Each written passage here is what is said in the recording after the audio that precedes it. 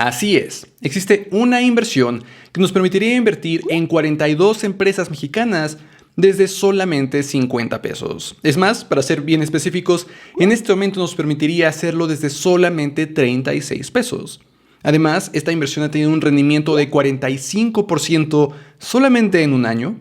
Y no solamente estaríamos invirtiendo en empresas mexicanas, sino también en bienes raíces, ayudándonos aún más a diversificar nuestra inversión.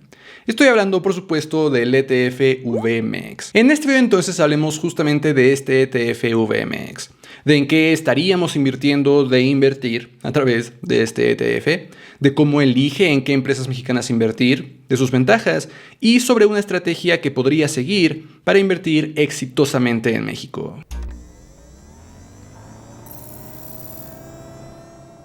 Hola, yo soy Eduardo Rosas y este es mi canal de finanzas personales. En este canal hablo sobre inversiones, planeación para el retiro, generación de nuevas fuentes de ingreso y varios otros temas de finanzas personales en general. Así que, si es tu primera vez por aquí, considera suscribirte.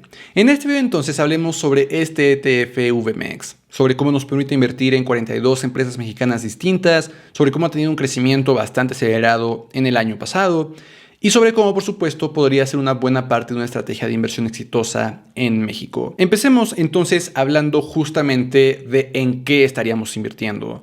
Precisamente creo que es tremendamente importante el conocer en qué estaríamos invirtiendo, cómo el fondo decide en qué empresas mexicanas va a invertir, para que tengamos toda la información necesaria para saber si este ETF es algo que deberíamos o no de considerar dentro de nuestras inversiones. Para esto te voy a dejar ahí abajo en la descripción un enlace a la página oficial de Vanguard México, porque es justamente Vanguard la empresa que creó este ETF VMX. Si no habías escuchado de Vanguard, Vanguard es una empresa financiera muy renombrada a nivel internacional, sobre todo porque se enfoca mucho en disminuir los costos. Vamos a ver que el costo de este ETF es relativamente bajo, además de que es la segunda empresa administradora de fondos más grande del mundo. Entonces, excelente empresa en la que podemos confiar tremendamente. Empecemos justo entonces a explorar este ETF.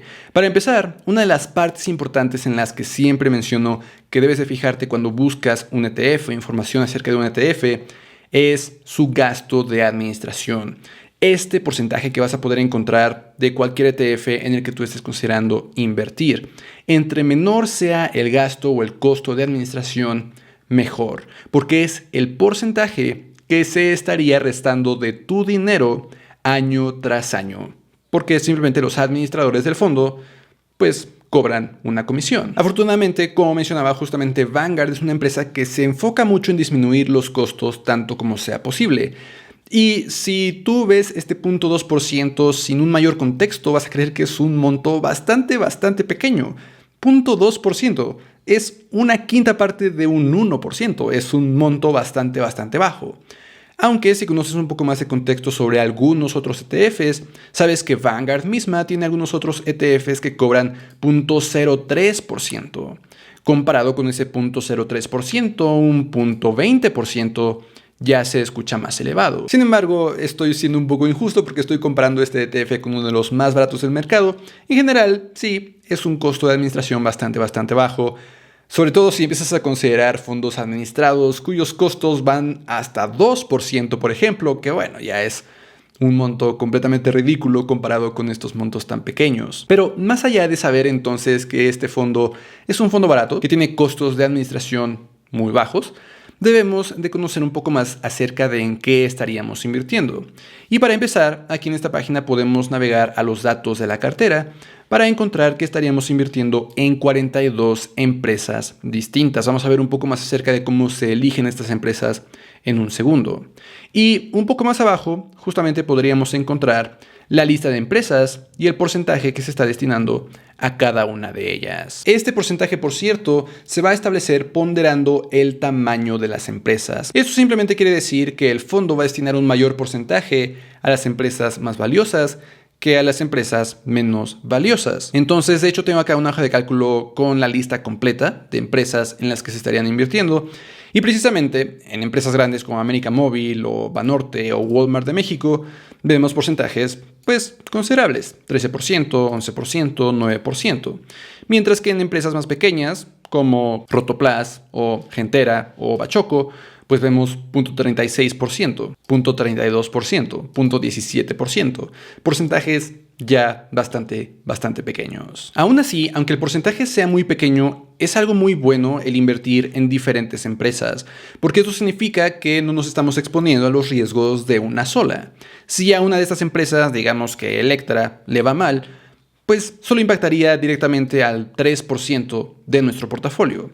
Quizás ni siquiera nos daríamos cuenta de ese impacto. Es la ventaja de invertir diversificando.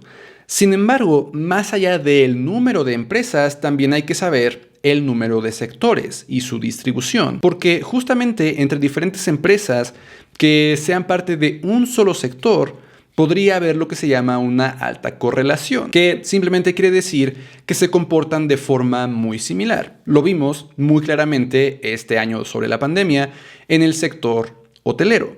No importa que hayas estado invirtiendo en 100 hoteles, diversificando entre diferentes hoteles, no estabas diversificando en sectores.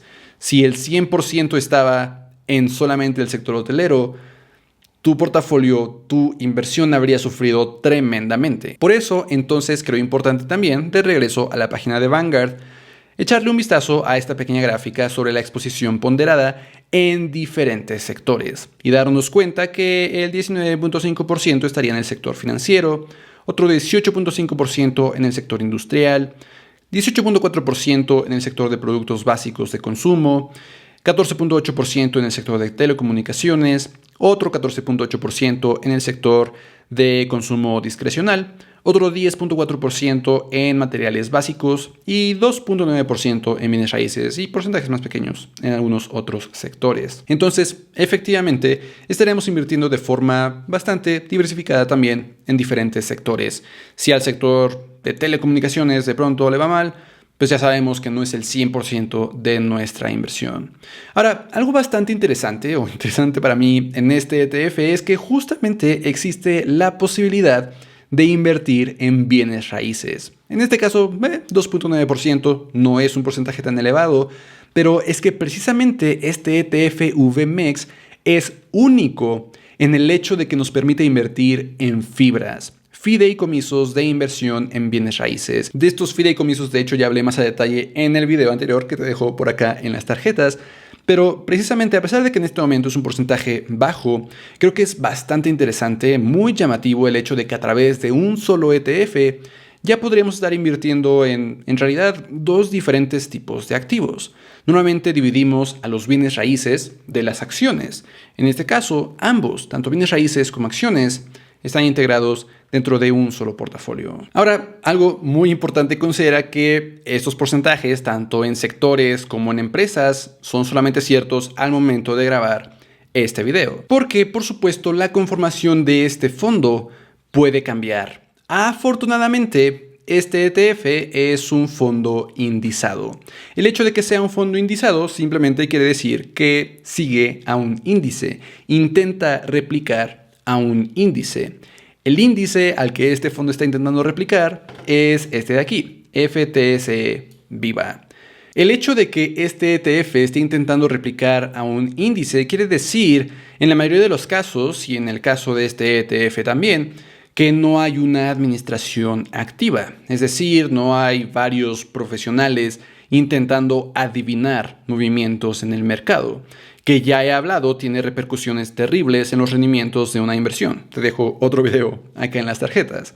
Precisamente, una inversión pasiva ha demostrado una y otra vez ser mejor que una administración activa. El entonces que un fondo siga a un índice quiere decir que es una administración pasiva. El hecho de que sea pasiva, sin embargo, no significa que no haya cambios. Precisamente este índice, el índice Viva, establece ciertas reglas bajo las cuales se realizan los cambios de en qué se está invirtiendo. Este índice en particular va a hacer cambios hasta 2 veces al año. Entonces, precisamente vamos a listar algunas de las reglas que este índice va a seguir para hacer modificaciones en su portafolio. Primero de ellos, cada marzo y cada septiembre va a reevaluar la composición del portafolio y en caso de decidir que tiene que cambiar, quizás alguna empresa tiene que salir de la lista o alguna otra empresa tiene que ser añadida o los porcentajes que se destinan a cada empresa deben de cambiar, Esto se realizará precisamente en marzo y septiembre. Ahora, para decidir si agregan o eliminan a alguna empresa de este índice, se van a basar mucho en la liquidez. Entonces, justamente cada marzo y cada septiembre van a evaluar qué tan líquida ha sido una empresa dentro de las bolsas de valores, qué tanto volumen de compra y venta ha existido de estas empresas. Si entonces digamos que de pronto por alguna razón Cemex deja de tener tanto volumen, deja de haber tanta compra y venta de esta acción en particular, las acciones de esta empresa podrían salir del índice. Por el contrario, si una empresa que no esté listada dentro de este ETF en este momento llega a tener un alto volumen de compra y venta durante un plazo definido, puede llegar a formar parte del índice también. Y de nuevo, esto cambiaría en marzo y septiembre de cada año, en específico en el tercer viernes de marzo y tercer viernes de septiembre de cada año, para ser efectivo el lunes siguiente. Es muy específico, pero justamente 2 veces al año podríamos ver a la estructura de estos portafolios cambiar. La otra regla que de hecho ya había mencionado brevemente es que el porcentaje que se va a destinar a cada una de las empresas que sí conformen al índice va a ser definido dependiendo del tamaño de la empresa, ponderando estos porcentajes dependiendo de su tamaño. Entonces, si en este momento la empresa más grande que forma parte del índice es América Móvil, a América Móvil se le destinará el porcentaje más grande. La segunda más grande es Banorte, pues se le destinará el segundo porcentaje más grande, y así sucesivamente. Un asterisco en esta regla: una empresa no puede formar más del 15% del portafolio. Entonces, si al ponderar el porcentaje resulta que América Móvil debería de tener el 16% debido a su tamaño, se ajustan los porcentajes para que América Móvil solamente ocupe un máximo del 15% del ETF, o más bien del índice. Todas estas reglas, de nuevo entonces, el ETF las va a intentar replicar. Si el índice está cambiando en septiembre, pues el ETF debe de hacer los cambios pertinentes también. Una vez que sabemos un poco más sobre en qué estaríamos invirtiendo a través de un ETF, normalmente es importante también saber cómo se ha comportado en el pasado, qué rendimientos ha generado anteriormente. Aunque es importante saber en todo momento que los rendimientos pasados de una inversión no garantizan los rendimientos futuros, pues es importante saber qué tan consistente ha sido un fondo. Desafortunadamente, este fondo es de muy reciente creación. Se creó el 24 de septiembre de 2019. No tiene ni 2 años al momento de grabar este video. Lo que sí me parece súper interesante es que este fondo acumula los dividendos. Mientras que muchos fondos, muchas acciones, pues simplemente depositan los dividendos en forma de efectivo al inversionista, este fondo va a reinvertirlos. Y esto en el largo plazo puede significar un crecimiento muchísimo más acelerado. Conociendo entonces, y de nuevo teniendo en cuenta que no tenemos tanta información, podríamos regresar a la página de Vanguard México y darnos cuenta que en el año que empezó en mayo de 2020 y que termina en mayo de 2021, este fondo tuvo un crecimiento de casi 45%, 44.5%, que por sí solo pues es bastante impresionante. Pero, de nuevo, un año no es un plazo de tiempo tan significativo.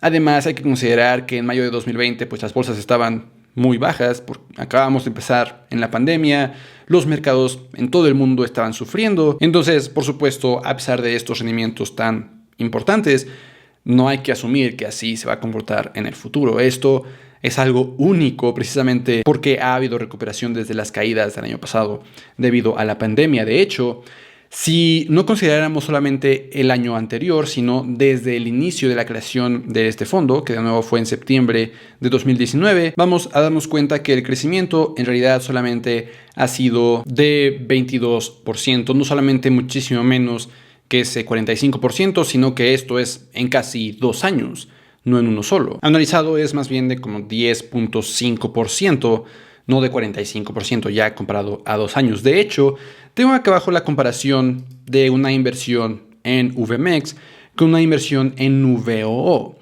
que nos permitiría invertir en 500 empresas de Estados Unidos. En el mismo periodo, la inversión habría crecido a 14,535 pesos en lugar de solamente a 12,260.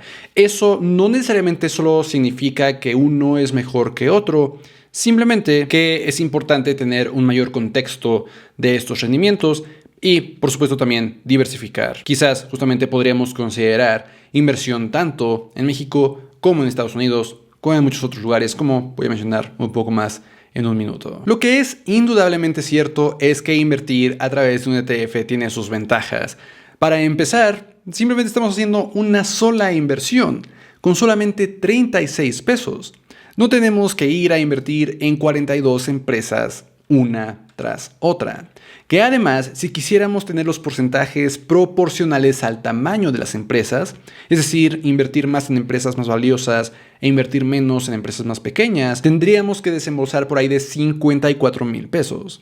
Este ETF nos permite hacer una inversión proporcional desde solamente 36. Sin mencionar, por supuesto, que el mantener las proporciones de estas inversiones requeriría de muchísimo más tiempo, de administrarnos correctamente, de administrar todas estas empresas de forma individual, 42 empresas distintas. Todo esto tremendamente más fácil a través de un ETF, además de que, por supuesto, como mencionaba, con costos bastante bajos, costos de administración de 0.2%, que de nuevo sería un porcentaje que se resta a los rendimientos positivos o negativos del año. Todo esto, el hecho de que sea barato, es decir, que los costos de administración sean bajos, y accesible, es decir, que cada título sea tan barato, cueste 36 pesos en este momento, considero que hace de este ETF la mejor opción para invertir en acciones mexicanas. De hecho, también en bienes raíces mexicanos. Finalmente, para cerrar este video, quiero mencionar que es importante considerar una estrategia que vaya a ser exitosa en el largo plazo al momento de invertir, no solamente en México, sino en cualquier cosa. Para empezar, hay que tener mucho cuidado de la parcialidad que todos los inversionistas llegan a tener con su país de origen. Y es que justamente es muy común que un inversionista destine un porcentaje muy desproporcional de sus inversiones al país en el que vive. Que un mexicano invierta 50 o 70 o 100% de su portafolio en México, o que un estadounidense invierta el 80% en Estados Unidos, que un peruano invierta un gran porcentaje en Perú. Hay que tener mucho cuidado con esa parcialidad que tienen tantos inversionistas. No porque sea malo invertir en tu país, sino porque es bueno diversificar.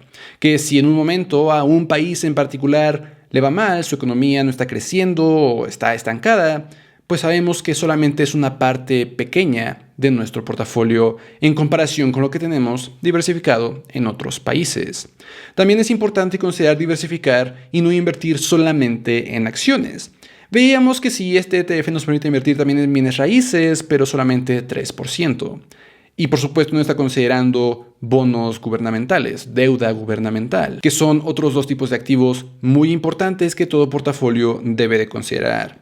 Afortunadamente hoy en día ya es muy fácil el empezar a invertir en esos otros tipos de activos y empezar a diversificar geográficamente también.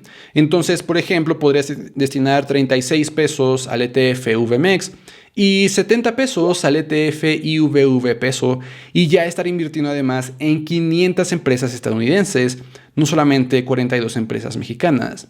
Y puedes invertir 100 pesos en CETES y ya estar invirtiendo también en deuda gubernamental, no solamente en acciones. Y destinar desde 20 pesos a fibras, como lo mencionaba en el video anterior, y ya estar invirtiendo aún más en bienes raíces también. Aunado a todo esto, al hecho de diversificar y de cómo ahora es increíble cómo podemos hacerlo con montos de inversión tan pequeños, es importante también considerar que este tipo de inversiones debe ser hecha a largo plazo. Mencionaba justamente como una inversión pasiva prueba una y otra vez que es mejor que una inversión activa. Pero eso solamente es cierto en el largo plazo, si realmente mantenemos la inversión en el largo plazo. Este tipo de inversiones, por ejemplo, recomendaría que las mantuviéramos al menos 8 años. Inversiones en acciones son para largo plazo, mínimo 8 años, 10 años, entre más, por supuesto, mejor. Ahora, esto precisamente solo funciona porque estos ETFs son fondos indizados que siguen a un índice. Podrías imaginarte como una estrategia de inversión pasiva a largo plazo. No funcionaría si inviertes en Blockbuster. No deberías de quedarte ahí cruzado de brazos por décadas y décadas invirtiendo en Blockbuster o en Nokia, creo que podrías darte cuenta que eso no es una estrategia ganadora. Sin embargo, en este tipo de inversiones, en donde las empresas pueden salir o entrar del índice, en realidad como inversionista no te tienes que preocupar de eso. Si de pronto el índice está invirtiendo en Blockbuster, en algún punto Blockbuster va a salir y va a ser reemplazada por alguna otra que le esté yendo mejor. Quizás Netflix, por ejemplo. Es por eso que ETFs como este deben de formar parte integral de nuestros portafolios, porque disminuyen tremendamente nuestras preocupaciones o la administración que tendríamos que realizar de otra forma. Pero, en fin, ahí lo tienes, el ETF VMEX. Espero que con lo que vimos en este video sobre en qué estarías invirtiendo, cómo se ha comportado la inversión, cómo deberías de invertir de forma diversificada, tengas información suficiente para decidir si tú deberías de incluir o no este ETF en tu portafolio. Nos vemos en la próxima.